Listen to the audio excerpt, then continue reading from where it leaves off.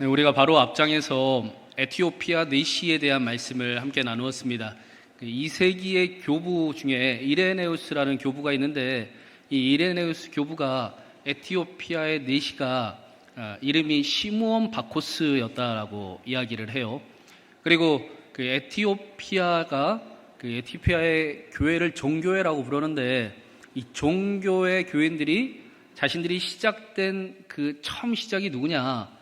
시므온 바코스, 에티오피아 내시를 시작으로 우리가 시작되었다라고 이야기를 합니다. 빌립에게 세례받은 그 사건이 에티오피아 교회의 시작이 되었다라는 것입니다. 에티오피아는 세계에서 최초로 기독교를 국교로 삼은 나라입니다. 인구가 1억 3천 명이에요. 그 중에 기독교 교인이 60%가 넘습니다. 종교의 교인이 43%입니다. 여전히 43%, 5천만 명 이상이 예수 그리스도를 주로 고백하는 그런 나라입니다. 빌립이 하나님의 말씀에 순종해 광야에 가서 복음을 전한 그 일이, 그래서 시므온 바코스 그 한 사람을 믿게 만든 그 일이 에티오피아의 교회의 시작이 되었습니다. 한 나라를 새롭게 하는 변화의 시작이, 또 변화의 물결이 되었습니다. 기독교 국가로 에티오피아를 만드는 일이 되었다라는 것입니다. 한 사람이 예수 그리스도를 믿은 그 일이 한 나라를 변화시키고 엄청난 영향력을 나타낸 것입니다. 그런데 오늘 말씀에는 이보다 더 놀라운 사건을 우리에게 보여주고 있습니다. 우리가 잘 알듯이 사울이 예수 그리스도를 만나 사도 바울이 된 계기가 된 사건을 우리는 오늘 말씀을 나누고 있습니다. 사울이 예수님을 만난 이 특별한 만남은 세계의 역사를 완전히 변화시켰다라고 해도 과언이 아닙니다. 실제로 그렇습니다. 신약 성경에 대부분의 서신은 사도 바울이 쓴 편지입니다. 사도 바울이 편지들을 통해서 예수님을 믿는 것이 무엇인지, 복음에 무슨 능력이 있는지, 복음이 왜 기쁜 소식인지를 자세히 기록을 해주고 있습니다. 그리고 우리가 믿는 그 신앙 고백, 우리가 믿는다라고 고백하는 그 신앙의 고백은 사실은 이러한 바울의 신학 위에 세워진 것들이 대부분입니다. 그래서 신학이 아니라 일반 세계사에서는 기독교를 보고 바울의 종교라고도 부를 정도입니다. 바울 한 사람이 그 변화된 사건이 유럽의 교회를 탄생을 시켰습니다. 유럽의 역사는 기독교의 역사라고 할 수 있을 만큼 기독교를 빼고 이야기할 수가 없는 역사입니다. 유럽의 역사가 북미와 남미의 역사를 완전히 새롭게 변화시켰습니다. 북미의 미국과 캐나다의 그 역사가 우리나라의 우리나라를 변화시켰고 우리에게까지 영향력이 닿게 만들었습니다. 바울 한 사람이 예수 그리스도를 믿은 그 일이 세계의 역사를 변화시키는 놀라운 일이 되었던 것입니다. 한 사람이 복음을 듣는 일, 한 사람이 예수 그리스도를 믿는 일, 한 사람에게 복음을 전하는 일이 엄청난 놀라운 시작이 되었습니다. 오늘 말씀에 그 일이 사울이 예수 그리스도를 믿은 사건에 대해서 말씀을 해주고 있습니다. 오늘 말씀을 통해서 저와 여러분이 더 깊이 예수님을 만나는 은혜가 가득하기를 간절히 바랍니다. 예수님을 만난 기억이 먼 옛날에, 먼 옛적에 그랬었지의 고백이 아니라 복음을 알고 복음이 왜 기쁜 소식인가를 회복하고 복음의 능력이 저와 여러분 가운데 가득하기를 간절히 바랍니다.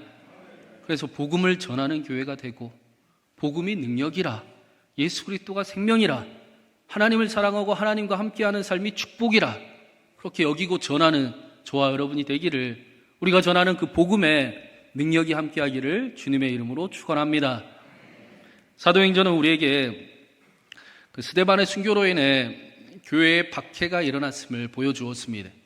그 박해로 인해 많은 성도들이 뿔뿔이 흩어지는 도망자와 같은 줄 알았는데 도망자가 아니고 여전히 하나님과 함께 선교사로서 각자의 자리로 순종함으로 나아간 것을 우리가 보았습니다. 그리고 하나님과 함께 했던 그들을 통해 하나님의 놀라운 역사가 나타난 것을 복음이 오히려 더 퍼져나간 것을 우리가 빌립을 통해 보았습니다. 곳곳마다 그러한 일들이 나타났지만 빌립을 대표로 우리에게 설명을 해주고 있는 것입니다. 복음을 박해한 그 일이 오히려 복음의 흥황이 퍼져나가는 일이 되었다라는 것입니다. 그래서 예루살렘 교회를 잔멸하고 박해하던 사울이 그 소식을 듣고 이제 다메섹까지 쫓아가 그리스도인들을 박해하고 있는 장면이 오늘 말씀입니다. 우리 1절과 2절을 한번 같이 읽어보겠습니다. 1절, 2절입니다. 사울이 주의 제자들에 대하여 여전히 위협과 살기가 등등하여 대제사장에게 가서 다메섹 여러 회당에 가져갈 공문을 청하니 이는 만일 그 도를 따르는 사람을 만나면 남녀를 박론하고 결박하여 예루살렘으로 잡아오려 함이라. 1절을 원어로 보면 그러나라는 단어가 맨 앞에 나와 있습니다. 복음을, 교회를 박해하면 사라질 줄 알았더니 교회가 곳곳마다 더 퍼져나가더라. 그런데 그러나 사울은 여전히 위협과 살기가 등등하여 그리스도의 도를 따르는 사람들을 잡으려고 다메섹까지 쫓아갔다라는 말씀입니다. 예루살렘에서 다메섹까지의 거리가 271km입니다. 그냥 평지 거리가 아니라 지도를 보면 해발 1000m 그 산과 골짜기를 지나가야 되는 그런 거리입니다. 빌립이 사마리아에서 가사까지 150에서 160km를 광야의 길을 순종하여 걸어갔는데 빌립보다 사울은 더 열정을 가지고 그리스도인들을 박해하는 모습을 우리에게 보여주고 있습니다. 여전히 위협과 살기가 등등하여 271km가 떨어진 다메섹까지 갔다. 그리스도인들을 잡으러 갔다라는 것은 사울의 그 악함만을 보여주는 말씀은 아닙니다. 부정적인 의미만을 담고 있지 않습니다. 사실은 사울이 어떤 인물이었는지를 우리에게 분명하게 보여주고 있습니다. 사울은 그리스도인들을 신성 모독하는 자들로 믿었습니다. 그래서 누구보다 열심히 앞장서서 그리스도인들을 박해하는 사람이었습니다. 비록 잘못된 믿음이었지만 그러나 다메섹까지 쫓아갈 만큼 자신이 믿는 바에 대한 확신이 있었고 누구보다 열정적으로 열심을 다해 그 일을 행하는 사람이었다라는 것입니다. 그래서 사울은 예수님을 믿고 난 뒤에도 똑같이 예수님을 믿었습니다. 누구보다 열정적으로 예수님을 믿었습니다. 생명을 걸고 예수님을 믿었습니다. 목숨을 걸어도 좋을 만큼 예수님을 위해 살아가는 사도 바울의 삶을 살아갔습니다. 사울이 예수님을 만나고 바뀐 것은 그의 성격이나 그의 성품이 아닌 것입니다. 살아갈 이유가 바뀌었고 살아가는 목적이 바뀌었고 삶의 방향이 바뀐 것입니다. 이제까지는 자신을 위해서 율법을 이루며 율법을 쌓아가며 살아가던 그 사울이었다면 예수님을 만난 이후로는 이제는 그러한 것들을 배설물로 여길 만큼 정말로 하나님을 위하는 바울이 살아가는 바울이 되었습니다. 자신과 다른 사람을 쉽게 판단을 하고 심지어는 박해까지 행하던 사울이 하나님의 사랑을 경험한 뒤로는 자신을 내어주고 자신을 희생하는 예수님을 닮아가는 바울이 되었습니다. 하나님을 누구보다 간절히 열정적으로 믿었었지만 그러나 하나님을 경험할 수 없었던 사울이 이제는 하나님과 함께 하나님이 함께 하시니 나타나는 능력과 표적을 경험하는 또 전하는 바울이 되었습니다. 마찬가지로 우리도 예수님을 믿으면 성격과 성품이 바뀌는 것이 아니라 삶의 이유가 바뀌는 것입니다. 살아가는 목적이 바뀌는 것입니다. 그런데 많은 사람은 예수님 믿고 성격 바뀌기를 원하지요. 또 그리고 그렇게 노력하면서 신앙생활 하는 사람들도 꽤 많습니다. 여러분, 신앙생활은 예수님을 믿는다는 것은 성격을 바꾸는 것이 아니라 삶을 바꾸는 것입니다. 살아가는 목적이 바뀌는 것입니다. 하나님께서는 저와 여러분의 성품대로 사용하십니다. 성품대로 사용하시기를 즐겨 하십니다.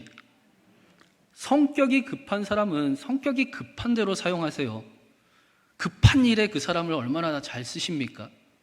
앞장서는 일에 그 사람을 쓰시고 열정적인 일에 성격이 급한 그 성품을, 그 성도를 사용하십니다. 조용하고 침착한 사람은 위로자로 사용하십니다. 안정된 곳을 만드는 데 사용하십니다. 섬기는 자로 사용하십니다. 성품대로 사용하시고 믿게 하시는 것입니다. 그러니까 성격을 바꾸려고 하면 안 됩니다. 다른 사람과 똑같이 믿으려고 할 필요도 없습니다. 비교할 필요도 없습니다. 하나님은 저와 여러분 그대로 가장 아름답고 가장 영광스럽게 사용하시는 분이십니다. 그래서 우리가 예수님을 믿고 바꿀 것은 우리의 성격이 아니라 이제부터는 하나님과 함께하는 삶을 바꾸는 것입니다. 하나님 없이 살아가던 그 생활과 태도를 버리고 자신을 위해 살아가던 인생이 하나님을 위해 살아가는 인생이 되는 것입니다. 나라는 사람을 통해 이 모습 이대로 나를 통해 하나님이 얼마나 영광스럽고 아름다운 일을 이뤄 가실 수 있는지 그 하나님을 경험하는 삶이 되는 것입니다. 그 안에서 자유를 경험하고 능력과 사랑과 절제를 경험하는 것입니다. 예수님을 만나 그러한 축복이 저와 여러분 가운데 함께하기를 간절히 바랍니다. 그리고 오늘 말씀에 사울이 어떻게 예수님을 만났는가 보니까 말씀을 자세히 보면, 정확히 보면 부활하신 예수님이 사울을 찾아오셨습니다. 사울이 환상을 본 것이 아닙니다. 예수님의 환상을 본 것이 아니라 예수님이 직접 사울을 찾아오셨습니다. 구약 성경에도 하나님께서 아브라함을 친히 찾아오셨습니다. 모세를 찾아오셨습니다. 야곱을 찾아오셨습니다. 사무엘을 친히 찾아오셨습니다. 이것이 하나님을 만난 사람의 공통적인 고백입니다. 하나님이 저와 여러분을 친히 찾아오십니다. 오늘 말씀에도 보니까 사울이 그의 일행들과 같이 길을 걷고 있었습니다. 그런데 다른 사람들은 소리만 듣고 빛을 보지 못했다라고 말씀합니다. 사울에게만 개별적으로 예수 그리스도의 빛이 임했습니다. 예수님께서 사울을 개별적으로 친히 찾아오셨다라는 것입니다. 예수님께서 친히 사울을 찾아오셔서 사울에게 개인적이고 분명한 고백을 가지게 하셨습니다. 마찬가지로 우리에게도 우리가 성경이 계시한 하나님을 믿지만 하나님은 그 안에서 저와 여러분에게 나의 하나님을 만나게 하십니다. 나의 믿음을 가지게 하십니다. 나의 신앙을 세우게 하십니다. 그 신앙을 가지고 하나님과 함께하는 삶을 살아갈 수 있게 도우십니다. 부활하신 예수님께서 사울을 찾아오셔서 뭐라고 말씀을 하셨는가? 우리 4절과 5절을 한번 같이 읽어보겠습니다. 4절 5절입니다. 땅에 엎드려져 들음에 소리가 있어 이르시되 사울아 사울아 내가 어찌하여 나를 박해하느냐 하시거늘 대답하되 주여 누구시니까? 이르시되 나는 내가 박해하는 예수라. 사울이 그 엄청난 빛 가운데 감당할 수가 없어 땅에 엎드려져 있는데 예수님께서 사울아 사울아 내가 어찌하여 나를 박해하느냐라고 말씀하셨습니다. 그냥 읽으면 그래 사울은 예수님을 박해하는 사람이었지, 진짜 나쁜 놈이었지라고 그냥 읽고 지나갈 수도 있습니다. 그런데 예수님이 찾아와 사울에게 하신 이 말씀은 우리가 예수님을 믿기 위해서 굉장히 중요한 말씀입니다. 이 말씀이 믿어지고 이해돼야 그래 내가 예수님을 십자가에 못 박은 사람이지 라는 고백이 우리 안에 있어야 우리가 진짜로 진실로 예수님을 믿기 시작할 수 있습니다. 그래서 베드로도 오순절 성령의 임재를 경험하고 나서 복음을 전할 때 계속해서 한 말씀이 있었습니다. 너희가 십자가에 못 박은 예수를 하나님께서 살리셔서 우리의 주와 그리스도가 되게 하셨느니라. 사도행전 2장에 보면 이 말씀을 듣고 예수님을 믿은 사람들이 마음에 찔림을 얻었다라고 말씀을 합니다. 그냥 우리가 흔히 설교를 듣고 오늘 말씀은 꼭 나를 위한 말씀 같네, 목사님이 나한테 하는 말씀 같네, 양심의 가책을 느꼈네 정도가 아니라 너희가 십자가에 못 박은 예수 그리스도를 하나님이 다시 살리셨다 라는 말씀을 듣고 마음이 뻥 뚫렸다라는 것입니다. 거부할 수 없는 고백이 터져 나왔다라는 것입니다. 그래야 예수님이 믿어지기 시작을 합니다. 나는 예수님을 십자가에 못 박은 적이 없는데요. 나는 그런 적 없습니다. 내가 언제 예수님을 십자가에 못 박았습니까? 라고 생각하는 분은 죄송하지만 아직 예수님을 만난 적이 없는 겁니다. 예수님이 믿어지지 않는 겁니다. 내가 예수님을 십자가에 못 박았습니다. 예수님이 나의 죄 때문에 십자가에 달려 죽으셨습니다. 그런데 나는 지금도 예수님을 십자가에 못 박고는 살아갑니다. 이러다가는 큰일 날 것 같은데, 안 될 것 같은데 나는 그런 존재입니다. 그래서 예수님이 필요합니다. 하나님이 예수님을 살리신 것처럼 나를 다시 살리실 수 있습니다. 하나님, 나를 구원하소서. 이런 고백이 있어야 예수님이 믿어지는 것입니다. 그래야 하나님의 사랑이 믿어지기 시작을 하는 것입니다. 그래야 너무나 쉽게 하나님을 잃어버리는 저와 여러분이 하늘의 영광을 버리시고 이 땅에 우리를 위해 오신 예수님과 함께하는 삶을, 임마누엘 하나님과 함께하는 삶을 살아 걸어갈 수 있는 것입니다. 이재철 목사님 그 사도행전 강해 집에 보니까 그 소설가 박완서 선생님 이야기를 합니다. 박완서 선생님이 이런 이야기를 했어요. 그리스도인은 더 이상 하나님을 살해해서는 안 된다. 그리스도인은 더 이상 하나님을 살해하는 삶을 살아가서는 안 된다. 그렇게 이야기를 합니다. 무슨 뜻인가 보니까 하나님을 믿는 그리스도인들이 아무도 없는 곳에서는, 아무도 보지 않는 곳에서는 하나님의 말씀을 어기고 죄를 범하는 일은 사람이 그곳에서 보지 않는다고 해도 하나님도 보지 않는다라고 믿는 것이다. 그렇기 때문에 바꾸어 말하면 하나님을 믿는다고 하면서도 그곳에는 하나님이 안 계실 거야 하고 하나님을 믿음으로 죽여버리는 그런 행위를 하고 있다라는 것입니다. 그렇지 않고서는 하나님을 믿는 그리스도인들이 사람이 보지 않는다고 해서, 아무도 없다고 해서 아무렇지도 않게 죄를 범할 수는 없다라는 것입니다.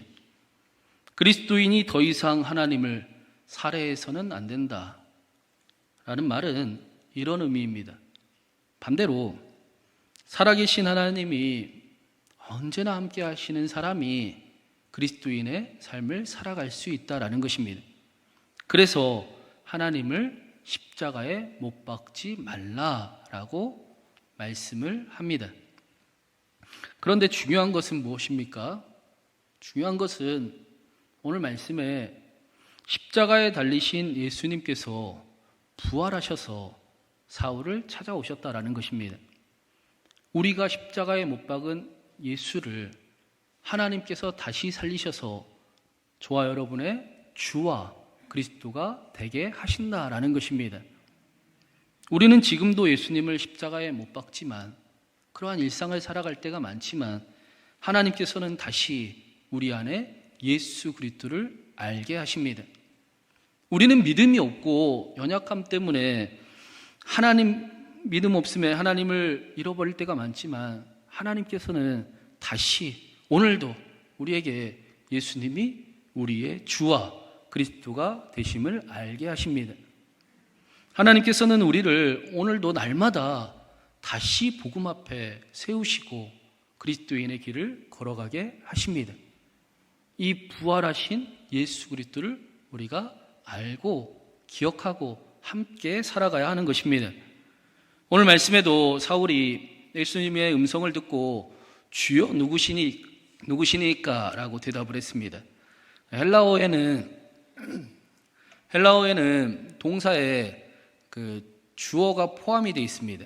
그러니까 주어를 쓸 필요가 없어요. 근데 일부러 사울은 주여라는 탄식을 덧붙여서 하고 있습니다. 당신은 누구십니까? 라고 말해도 충분하지만, 그러나 사울은 자신이 십자가에 못 박은 예수 그리스도를 하나님께서 다시 살리시고 주와 그리스도가 되게 하신 그 예수님을 이제 알게 되었다라는 것입니다. 주여, 주여, 누구시니까? 그렇게 묻고 있는 것입니다. 그리고는 충격적인 말씀을 듣습니다. 5절 마지막에 보니까 예수님께서 나는 내가 박해하는 예수라 라고 말씀을 하십니다. 사울이 사실 정확하게 이야기하면 사울이 박해한 사람은 예수님이 아니라 예수님의 도를 따르는 사람들이었습니다.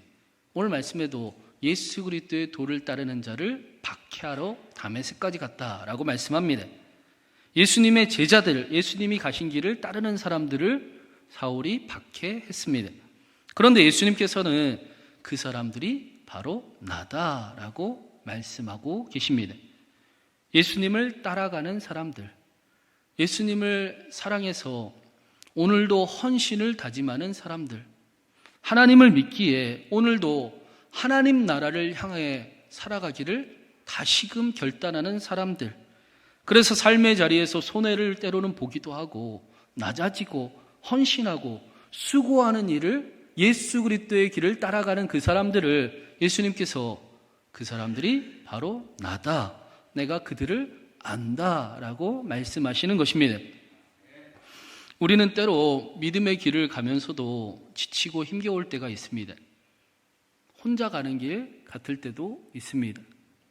그런데 아무도 모르고 아무도 알아주지 못할지 모르겠지만, 그러나 하나님은 아십니다. 하나님은 알고 계신다라고 말씀하십니다. 우리가 하나님을 얼마나 사랑하는지, 우리가 이 믿음을 지키기 위해 얼마나 애쓰고 있는지, 우리가 얼마나 그 신앙의 길을 힘써서 걸어가는지, 우리가 하나님을 위해서 얼마나 자신을 희생하고 헌신하고 수고하는 삶을 살아가는지 하나님은 아십니다. 아무도 모르는 것 같지만 하나님은 아십니다. 그리고 하나님께서 우리의 눈물과 헌신을 닦아주시고 갚아주실 것입니다. 사울에게 이 말씀은, 예수님의 이 말씀은 굉장히 충격적이었습니다. 왜 그러냐? 사울은 율법을 대단히 열심으로 지키는 가말리엘의 제자였습니다. 샴마이 학파와 가말리엘 학파 둘 중에서도 더 보수적인 율법을 열심으로 지키는 사람이었습니다. 율법을 위해 생명도 아끼지 않는 사람이었습니다. 정확하게 이야기하면 그의 신앙의 결은 율법이 하나님을 대신하고 있었습니다. 그래서 사실은 하나님을 믿지만 율법만 잘 지키면 되는 삶이었습니다. 하나님을 느낄 필요도 없고 하나님과 함께하기를 원할 필요도 없습니다. 아니, 사실은 그런 생각조차도, 하나님과 함께한다는 생각조차도 사실은 안 하던 삶이었습니다. 그런데 예수님께서 그리스도의 길을 걸어가는 그리스도의 믿음을 가진 사람들을 보고 그게 바로 나다라고 말씀을 하십니다. 그들이 바로 나고 내가 그들을 알고 있고 그들과 내가 하나다라고 말씀을 하십니다. 그래서 사도 바울도 예수님을 믿고 나서 그가 자신의 신앙을, 믿음을 고백하기를 내가 그리스도와 함께 십자가에 못 박혔나니 이제는 내가 사는 것이 아니요 내 안에 그리스도께서 사십니다. 내가 그리스도와 함께하고 예수님이 나와 함께하고 내가 예수님과 하나입니다 라고 고백하며 예수님을 믿는 삶을 살아갔습니다. 그게 예수님을 믿는 삶입니다. 하나님과 함께하는 삶이 예수님을 믿는 삶입니다. 의심이 찾아오고 유혹이 찾아와도 하나님을 선택하는 삶이 예수님을 믿는 삶입니다. 이 삶의 변화가, 능력이 나타나기 시작을 한 것입니다. 엄청난 열심으로 하나님을 위해 율법을 지키던, 그러나 하나님을 경험하지 못했던 사울이 이제는 하나님과 함께하는 삶을 살아가고 하나님과 함께 언제나 하나님의 은혜 가운데 하나님이 도우시고 하나님이 능력을 나타내시고 하나님의 표적을 행하시는 그 일들을 사도 바울은 경험하며 살아갔습니다. 그래서 사도행전 마지막에 사도 바울이 그래요. 이제까지 하나님의 도우심 가운데 내가 살아왔노라. 이제까지 모든 일 가운데 하나님이 나와 함께 하셔서 내가 이 일을 감당할 수 있었노라. 사랑하는 여러분, 하나님께서 오늘도 우리를 복음 앞에 다시 서게 하셨습니다. 예수님을 더 깊이 만나고 하나님이 사랑이 믿어지는, 그래서 하나님과 함께하는 저와 여러분 되기를 간절히 바랍니다. 성경이 가르쳐주는 믿음입니다. 하나님과 함께하는 그 믿음에 능력이 있다. 겨자씨와 같이 하나님이 내 기도를 들으셨고 내 기도에 함께하시며 내 삶에 함께하시는 그 믿음에 능력이 있음을 성경은 우리에게 가르쳐주고 있습니다. 복음을 붙들고 하나님과 함께하는 저와 여러분의 믿음을 통해 하나님의 능력이 나타나고 그러한 저와 여러분의 그 복음 전함에 또 하나님의 놀라운 일을 행함에 우리의 가정에, 우리의 삶의 자리에, 교회에 하나님의 기뻐하시는 일들이 가득 세워지기를 주님의 이름으로 축원합니다.